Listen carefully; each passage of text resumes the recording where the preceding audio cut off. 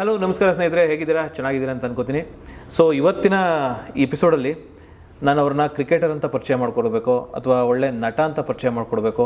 So ನನಗಂತೂ ಗೊತ್ತಿಲ್ಲ, ಯಾಕೆಂದರೆ ಎರಡೂ ಕ್ಷೇತ್ರಗಳಲ್ಲಿ ಒಳ್ಳೆ ಹೆಸರು ಮಾಡ್ತಾ ಇದ್ದಾರೆ. ಎಸ್ಪೆಷಲಿ ಕ್ರಿಕೆಟಲ್ಲಂತೂ ಆಲ್ರೆಡಿ ಹೆಸರು ಮಾಡಿದ್ದಾರೆ. CCL ಆಗ್ಬೋದು, ರಾಜ್ ಕಪ್ ಆಗ್ಬೋದು, ಕ್ರಿಕೆಟಲ್ಲಿ ಆಲ್ರೆಡಿ ಹೆಸರು ಮಾಡಿದ್ದಾರೆ. ಇನ್ನೇನು ಸಿನಿಮಾ ರಂಗಕ್ಕೆ ಆಲ್ರೆಡಿ ಕಾಲಿಟ್ಟಿದ್ದಾರೆ. ಇನ್ನು ಕೆಲವೇ ದಿನಗಳಲ್ಲಿ ನಾವು ಅವ್ರನ್ನ ಸೂಪರ್ ಸ್ಟಾರ್ ಆಗಿ ನೋಡ್ಬೋದು. ಏಕೆಂದರೆ ಅವರ ಲುಕ್ಕು, ಅವ್ರ ಕದರು ನೋಡಿದಾಗ ಅನಿಸುತ್ತೆ. ಸೊ ಅವರು ಬೇರೆ ಯಾರೂ ಅಲ್ಲ, ಕರಣ್ ಆರ್ಯನ್ ಅವರು. ಸರ್ ನಮಸ್ತೆ. ನಮಸ್ತೆ ಸರ್. ಎಲ್ಲ ನನ್ನ ಪ್ರೀತಿಯ ಕನ್ನಡಿಗರೇ ಹಾಗೆ ಜನತೆಗೆ ನನ್ನ ಹೃದಯಪೂರ್ವಕ ನಮಸ್ಕಾರಗಳು. ಹೇಳಿ ಸರ್. ಸರ್, ಮೊದಲನೇದಾಗಿ ನಿಮ್ಮ ಮೇನ್ ಪ್ರೊಫೆಷನ್ ಯಾವುದು ಸರ್? ಏಕೆಂದರೆ ನೀವು ಕ್ರಿಕೆಟಲ್ಲಿ ಹೆಸರು ಮಾಡಿದ್ದೀರಿ, ಸಿನಿಮಾದಲ್ಲಿ ಆಲ್ರೆಡಿ ಒಳ್ಳೊಳ್ಳೆ ದೊಡ್ಡ ದೊಡ್ಡ ಸ್ಟಾರ್ ಜೊತೆ ನಟಿಸ್ತಾ ಇದ್ದೀರಿ. ಈಗ ಮೊದಲನೇದಾಗಿ ಈಗ ಮ್ಯಾಕ್ಸ್ ಸಿನಿಮಾ ಬರ್ತಾ ಇದೆ. ಹೌದು. ಸೊ ಮ್ಯಾಕ್ಸ್ ಈವೆಂಟ್ ಬಗ್ಗೆ ಹೇಳೋದಾದರೆ? ಅಲ್ಲ, ಪ್ರೊಫೆಷನ್ ಬಗ್ಗೆ ಕೇಳಿದ್ರಿ, ಫಸ್ಟ್ ಅದ್ರ ಬಗ್ಗೆನೇ ಮಾತಾಡೋಣ. ಸಿನಿಮಾನೇ ಜೀವನ, ಸಿನಿಮಾನೇ ಲೈಫು. ಸಿನಿಮಾಗೋಸ್ಕರನೇ ಬಂದಿರೋದು, ಸಿನಿಮಾಗೋಸ್ಕರನೇ ಉಳಿದಿರೋದು. ಕ್ರಿಕೆಟ್ ಅದೇ ಸರ್, ನನ್ನ ಚಿಕ್ಕ ವಯಸ್ಸಿನ ಒಂದು ಆಸೆ ಕ್ರಿಕೆಟ್ ಆಡಬೇಕನ್ನೋದು. ಸಿನಿಮಾ ಜೊತೆಗೆ ಅದನ್ನು ಸಹ ಮಾಡ್ತಾ ಇದ್ದೀನಿ. ಕ್ರಿಕೆಟ್ ಅಂದರೆ ಸೆಲೆಬ್ರಿಟಿ ಕ್ರಿಕೆಟ್ ಲೀಗ್ ಅಂತ ನೋಡ್ತಿಲ್ಲ, ಮುಂಚೆ ಸಿನಿಮಾಗೆ ಬರೋಕ್ಕೆ ಮುಂಚೆನೇ ಕ್ರಿಕೆಟ್ ತುಂಬ ಆಡ್ತಾ ಇದ್ದೆ. ಅದರಲ್ಲೇನೋ ಆಗಬೇಕು ಅನ್ನೋ ಆಸೆ ನನ್ನ ಚಿಕ್ಕ ವಯಸ್ಸು ಆಸೆ, ಆಗೋಕ್ಕಾಗಿಲ್ಲ. ಅದನ್ನು ಇಲ್ಲಿ ಈ ಸಿನಿಮಾ ಕ್ರಿಕೆಟ್ ಮುಖಾಂತರ ಈಡೇರಿಸ್ಕೊತಾ ಇದ್ದೀನಿ ಸರ್. ಓಕೆ ಸರ್, ಇವಾಗ ಮ್ಯಾಕ್ಸ್ ಬಗ್ಗೆ ಮಾತಾಡೋಣ ಫಸ್ಟು. ಯಾಕೆಂದರೆ ಈಗ ಆಲ್ರೆಡಿ ನೆಕ್ಸ್ಟು ಬರೋದೇ ಮ್ಯಾಕ್ಸು. ಎಲ್ಲಿ ನೋಡಿದ್ರು ಮ್ಯಾಕ್ಸ್ದೇ ಅವ. ಹೆಂಗಿದೆ ನೀವು ನಿಮ್ಮ ಚಿತ್ರದುರ್ಗದಲ್ಲಿ ನಿನ್ನೆ ಈವೆಂಟ್ ನಡೀತು, ಸೊ ಆ ಈವೆಂಟ್ ಬಗ್ಗೆ? ಯಾಕೆಂದರೆ ಅಲ್ಲಿ ತುಂಬ ಕ್ರೌಡು, ಅಲ್ಲಿ ಬಂದಂಥ ಮಲ್ಟಿ ಸ್ಟಾರ್ಸು, ಅಲ್ಲಿದ್ದಂಥ ಸೆಲೆಬ್ರಿಟಿಗಳು ಮತ್ತು ಅಲ್ಲಿದ್ದಂಥ ಆಡಿಯನ್ಸು, ಎಸ್ಪೆಷಲಿ ಅಭಿಮಾನಿಗಳು. ಸೊ ಇದನ್ನೆಲ್ಲ ನೋಡಿದಾಗ ನಿಮ್ಗೆ ಫಸ್ಟ್ ಈವೆಂಟ್ ಇದು ಈ ಮ್ಯಾಕ್ಸಲ್ಲಿ? ಅಲ್ಲ, ಆ್ಯಕ್ಚುಲಿ ನನಗೆ ಈವೆಂಟ್ಗಳು ತುಂಬಾ ಮಾಡಿದ್ದೀವಿ. ಸ್ಪೆಷಲ್ ಅಂತ ಅಂದರೆ ಈ ಈವೆಂಟೇ. ಯಾಕಂತ ಹೇಳಿದ್ರೆ ಅದು ನನ್ನೂರು, ನನ್ನ ಚಿತ್ರದುರ್ಗ, ನಮ್ಮ ಕೋಟೆಯ ನಾಡೆಲ್ಲ ಮಾಡಿರೋಂಥ ಮೊದಲನೇ ಈವೆಂಟು. ನನಗೆ ತುಂಬ ದೊಡ್ಡದಾದಂಥ ಒಂದು ಈವೆಂಟ್ ಅದು. ಅದಕ್ಕೆ ಅದ್ರ ಬಗ್ಗೆ ತುಂಬ ಖುಷಿ ಇದೆ ನನಗೆ ಹೇಳ್ಕೊಳ್ಳೋದಕ್ಕೆ. ಅಲ್ಲ, ಈಗ ಈ ಪಾತ್ರ ಅಂದರೆ ನಿಮಗೂ ಮತ್ತು ಸುದೀಪ್ ಸರ್ಗೂ ತುಂಬ ಒಡನಾಟ ಇದೆ ಅಂತ ಕೇಳ್ಪಟ್ಟೆ. ಸೊ ಹೆಂಗೆ ಪರಿಚಯ ಅದನ್ನು ಹೇಳ್ಕೊಡೋದಾದ್ರೆ?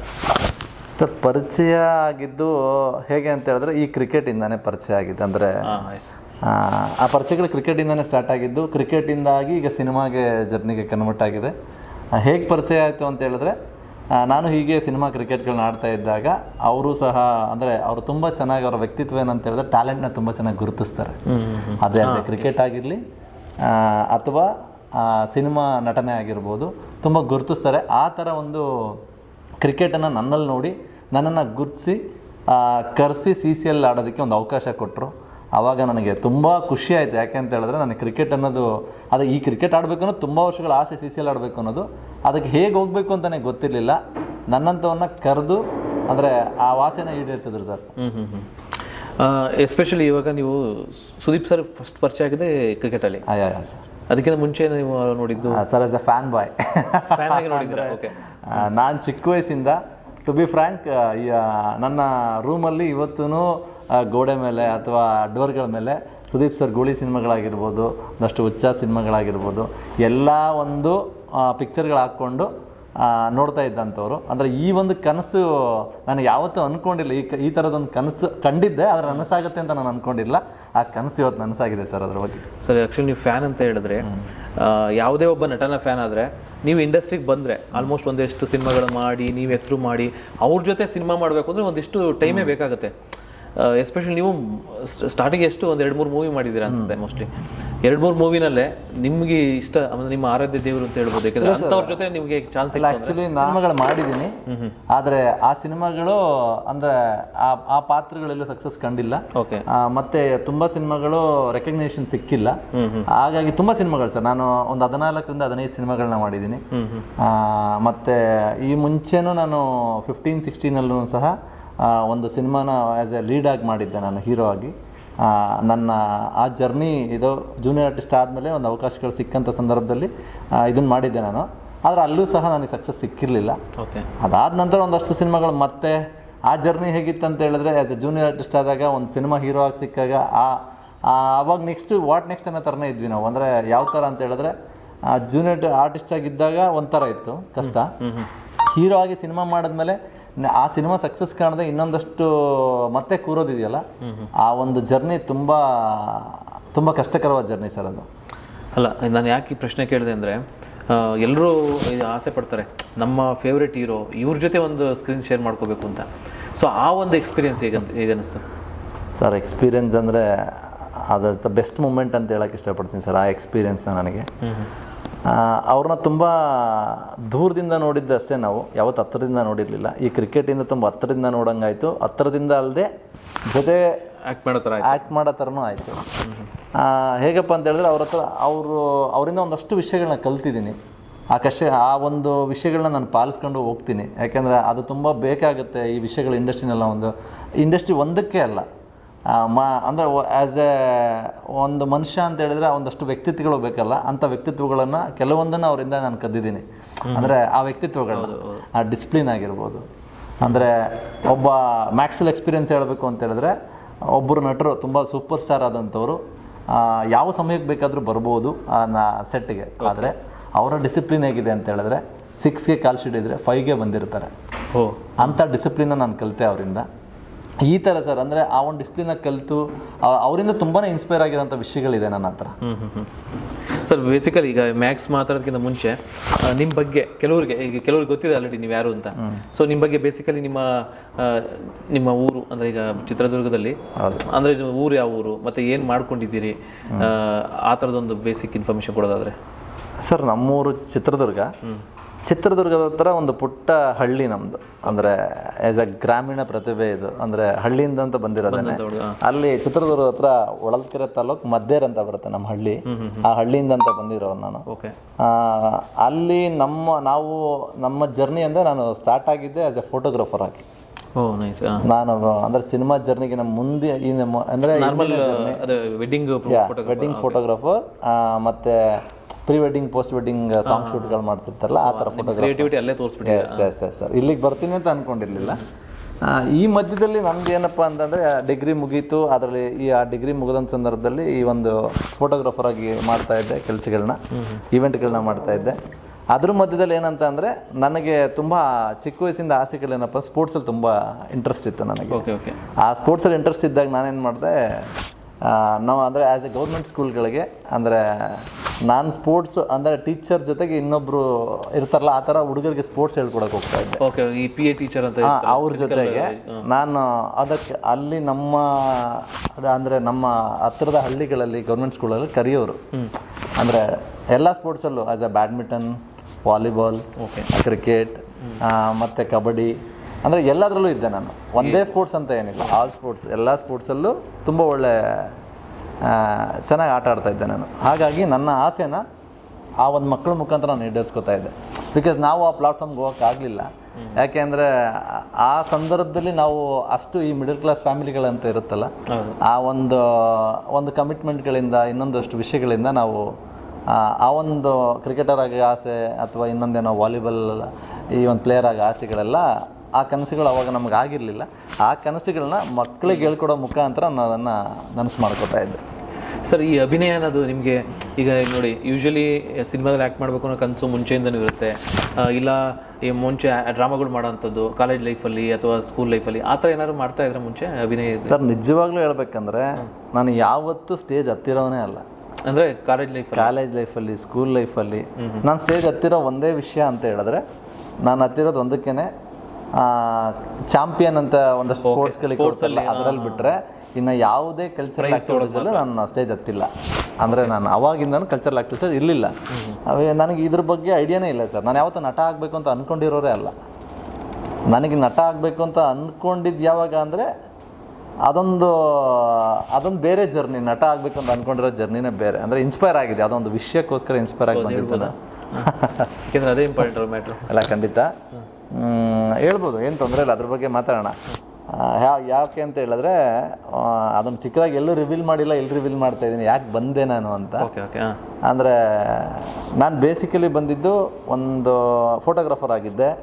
ಫೋಟೋಗ್ರಾಫರ್ ಆಗಿದ್ದಾಗ ಅಲ್ಲಿ ಒಂದು ಸಿನಿಮಾ ಶೂಟಿಂಗ್ ಚಿತ್ರದುರ್ಗದ ಕೋಟೆಗೆ ಬರುತ್ತೆ. ಆ ಕೋಟೆಗೆ ಬಂದಾಗ ನನಗೂ ಸಹ ಆಸೆ ಆಗುತ್ತೆ, ಒಬ್ಬ ಅಂದರೆ ಆ ಶೂಟಿಂಗ್ ಅಂತ ಬಂದಿರ್ತಾರೆ ಒಬ್ಬರು ನಟ. ಆ ನಟ ಬಂದಾಗ ಇಲ್ಲ ಸರ್, ಅಂದ್ರೆ ಹಿಂಗೆ ಒಂದು ಸಿನಿಮಾ ಅಂತ ಒಟ್ಟಾರೆ ಇಲ್ಲ ಇಲ್ಲ ಇಲ್ಲ ಆ ಥರ ಏನಿಲ್ಲ ನಾರ್ಮಲ್ ನಟ ಒಂದು ನಾರ್ಮಲ್ ಆಗಿ ಸಿನಿಮಾ ಅಂತ ಶೂಟಿಂಗ್ ಬಂದಿರ್ತಾರೆ. Okay okay. ಆ ಶೂಟಿಂಗ್ ಬಂದಂಥ ಸಂದರ್ಭದಲ್ಲಿ ನಮಗೂ ಫೋಟೋ ಅಂದ್ರೆ ಇರುತ್ತಲ್ಲ ಸರ್, ಒಂದು ಏನೋ ಒಂದು ಫೋಟೋ ತೆಗೆಸ್ಕೋಬೇಕು ಸಿನಿಮಾ ನಟರು ಅಂತ. ಆ ಫೋಟೋ ತೆಗೆಸ್ಕೊಳ್ಳೋದಕ್ಕೆ ಹೋದಾಗ ಅವ್ರು ಹುಡ್ಕೊಂಡಿರೋಂಥ ಒಂದಷ್ಟು ಹೋಟೆಲ್ಗೆ ಹೋಗ್ತೀವಿ ಫೋಟೋ ತೆಗೆಸ್ಕೊಳ್ಳೋಣ ಅಂತ. ಆ ತೆಗೆಸ್ಕೊಳ್ಳೋಕೆ ಹೋದಾಗ ನಮ್ಮನ್ನು ಬೆಳಗ್ಗೆಯಿಂದ ಬೆಳಗ್ಗೆ 8 ಗಂಟೆಯಿಂದ ರಾತ್ರಿ 8 ಗಂಟೆ ತನಕ ಇದ್ರೂ ಆಚೆ ಅವ್ರು ಯಾರೂ ಬರಲ್ಲ, ನಮಗೆ ಫೋಟೋ ಕೊಡಲ್ಲ. ಬಿಕಾಸ್ ಈ ಥರದ ವಿಷಯಗಳಲ್ಲಿ ಚಿಕ್ಕ ವಯಸ್ಸಿಂದ ನನಗೊಂದು ಟ್ರಿಗರ್ ಇರುತ್ತೆ ಸರ್ ಯಾವಾಗಲೂ. ಅದೊಂದು ಸ್ಪೋರ್ಟ್ಸ್ ಅಂತ ಬಂದರೆ ಆ ವ್ಯಕ್ತಿತ್ವ ಬರೋದು ಅಥವಾ ಯಾರಾದರೂ ರೇಗಿಸ್ದಾಗ ಈ ಥರದ ವಿಷಯಗಳು ಚಿಕ್ಕ ವಯಸ್ಸಿಂದ ಬಂದಿತ್ತು.